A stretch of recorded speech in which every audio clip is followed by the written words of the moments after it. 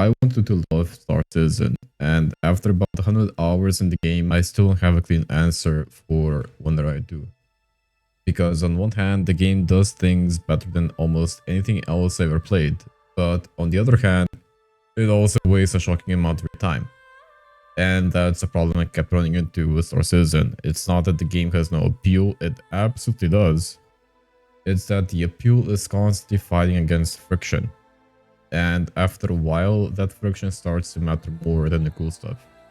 So in this video, I want to talk about what Star Citizen gets right, what it gets wrong, and why I think it still struggles to fully justify itself for a lot of people, especially if your time is limited.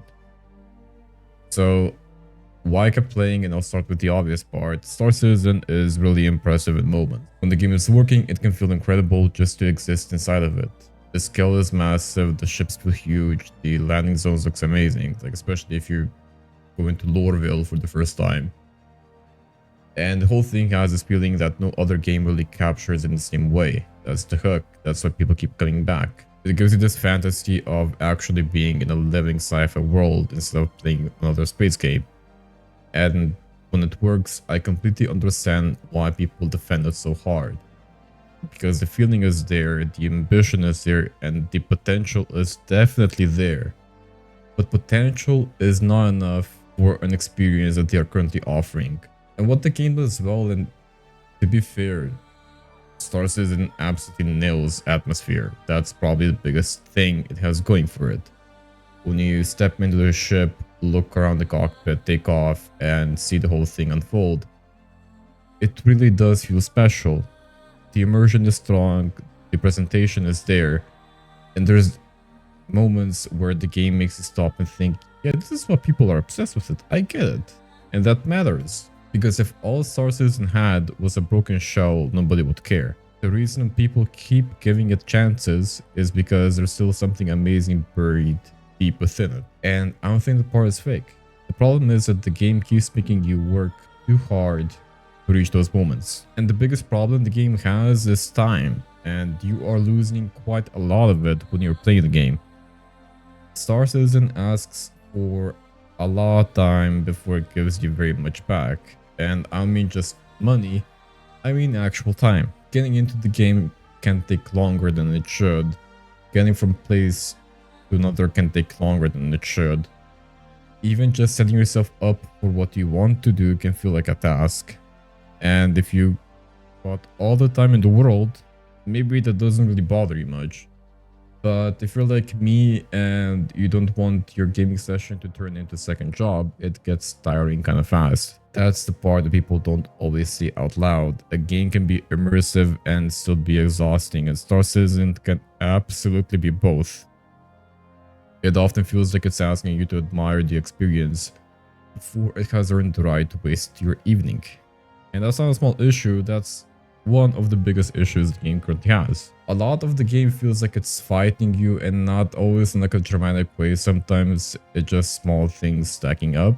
The controls can feel awkward, the UI can be confusing, especially the new inventory system. I'm gonna be honest, I want to go back to the old one. The pacing can be slow, the learning curve can be really hostile, especially when you're like doing the illegal missions. You're just confused as anything. And if you're new or even just rusty, it can feel like the game expects you to already know more than it properly teaches you. And that creates a strange kind of frustration, because the game is clearly trying to be deep, but a lot of that depth gets buried deep under inconvenience.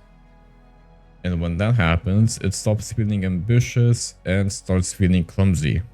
That's the difference. One makes you want to learn more, and the other one makes you wonder why you're even bothering. Of course, the bugs and interruptions, because for a game that has been in development for over a decade and raised over $1 billion in financing, you can't really call this a beta or an alpha anymore. The technology and everything required to give the experience does take time to develop. There is no denying that. But with that level, with that kind of a budget and that amount of time, you would think that this game would be in a much more developed state than it actually is. And I'm not gonna pretend that the technical side doesn't matter, because it does. When you're dealing with a game that takes time and attention, bugs hit harder. If something breaks, disconnects, fails to register, or just wastes your progress, that doesn't feel like a small issue. It feels like the game is respecting your time. And in a game like this, that's brutal, because the whole fantasy depends on momentum. And once the momentum gets broken, it's hard to get back. And that's why people who love Star Citizen can end up sounding frustrated with it. They're not mad because the game has no soul, they're mad because it keeps tripping over itself, and at this point, it's not a real problem. It's part of the identity. And the question, why do people still defend it? And there's that part about the game that's kind of hard to talk about, but I understand why people love it. Because when Star Citizen is at its best, there's really not much like it. It gives you the dream of being inside a massive living space universe. It takes simple moments. It makes simple moments feel huge, and that can create memories that other games just don't. That's why people put up with the problems, with the hoping and saying this is the one. Because the highs are generally high. They're surrounded by a lot of stuff that just gets in the way, and that's where the conflict lives. Not the idea, but in the execution. And sometimes that just isn't enough. But understanding why people stay doesn't change the fact that the game still has to be judged as an experience. And as an experience, it does ask a lot. Too much sometimes, let's be honest. It wants your patience, it wants your attention, it wants your tolerance, and at the same time, it does want your money. And this game is not cheap. For like getting into the game, you're spending a minimum of 50-ish euros. And that's like on the low end. If you want something nice, you're kind of gonna have to cough up a lot of money. Therefore, the excuses that the game keeps making and the promises at this point just aren't enough. And of course, if you don't have the tolerance, the game can feel less like a fantasy and more like a commitment. And that's where I kind of land with it. I don't think Star Citizen is meaningless. And I definitely don't think it has no value. I just think that the game still struggles to make the most basic part of the experience feel smooth. Just enough to justify the amount of effort it does ask from the player. And that for me is a real issue, not whether the game is impressive, because it is. The issue is whenever the game is respecting your time. So with about 100 hours in this game, I can say this pretty clearly. I wanted to love Star Citizen. And I still think there's a version of this game that could be incredible. But right now, I think it's a game that constantly gets in its own way. It has ambition, the atmosphere, the skill, most definitely. But it also has too much wasted time, too many moments where it feels like the experience is fighting the player instead of pulling them in. And that's why I can't really give a clear yes or no.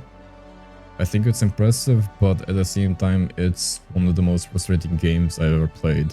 So if you do have the patience for it, I can see why people obsess over it. But if you're short on time and you want your game to respect that, I think Star Citizen is still a hard recommendation, and that's my take with 100 hours.